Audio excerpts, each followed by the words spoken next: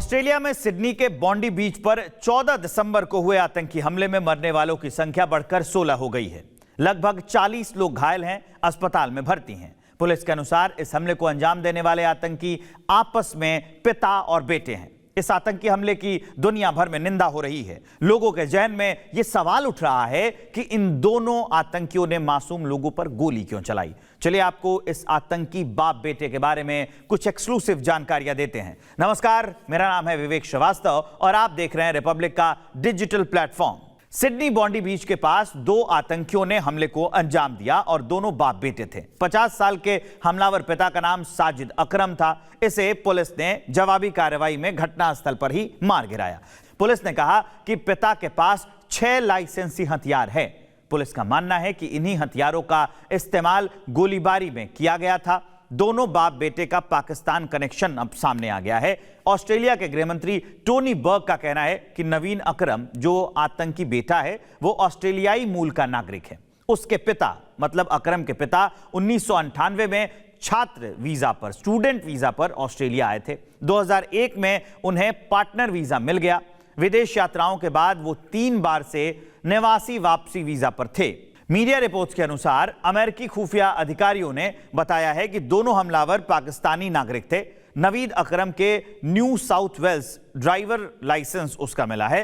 एक तस्वीर भी सोशल मीडिया पर उसकी वायरल हो रही है। इसमें नवीद ने कथित तौर पर पाकिस्तान क्रिकेट टीम की जर्सी पहनी हुई है।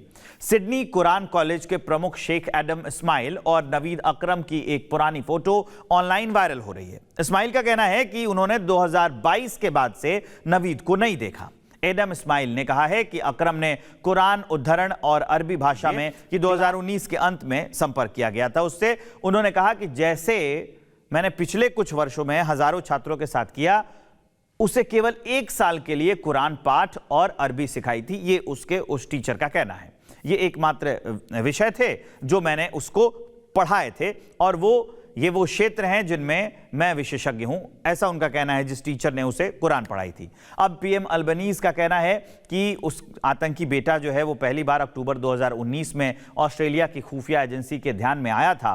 तब उसकी जांच की गई थी। दूसरों के साथ जुड़े होने के आधार पर उसकी जांच की गई थी।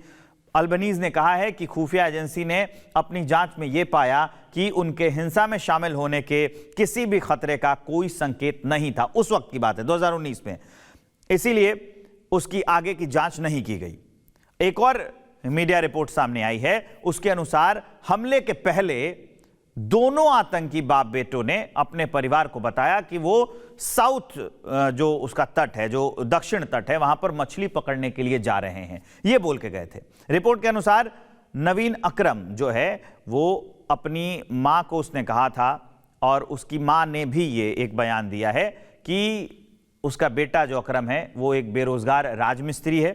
उसने आखिरी बार रविवार की सुबह परिवार से बातचीत की थी। जो रिपोर्ट के अनुसार मां ने अपने बेटे के लिए ये कहा है उसके पास बंदूक नहीं है और वो बाहर भी नहीं जाता है। वो दोस्तों के साथ घुलता मिलता भी नहीं है, शराब भी नहीं पीता है, मतलब कोई गलत आदत नहीं है, बुरी जगहों पर नहीं जाता है, ऐसा उसकी मां का कहना है। काम पर जाता है, घर आता है, फिर वो एक्सरसाइज करने के लिए जाता है। इतनी ही सी बात है। हर कोई अब ये कह रहा है कि ये पूरा प्रकरण बाप और बेटे के आतंकी होने का घर से ही शुरू हुआ था, क्योंकि बाप ने ही ब्रेन वॉश किया और वो पहले से ही ऐसी घटनाओं को अंजाम देने के फिराक में था। ऑस्ट्रेलिया में 1996 के बाद सबसे घातक सामूहिक गोलीबारी ये मानी जा रही है 2025 में, जो 14 दिसंबर को कल की गई, रविवार का दिन था। उस साल तस्मानिया में उसके पोर्ट पर आर्थर में गोलीबारी हुई थी। 35 लोगों की जान चली गई थी।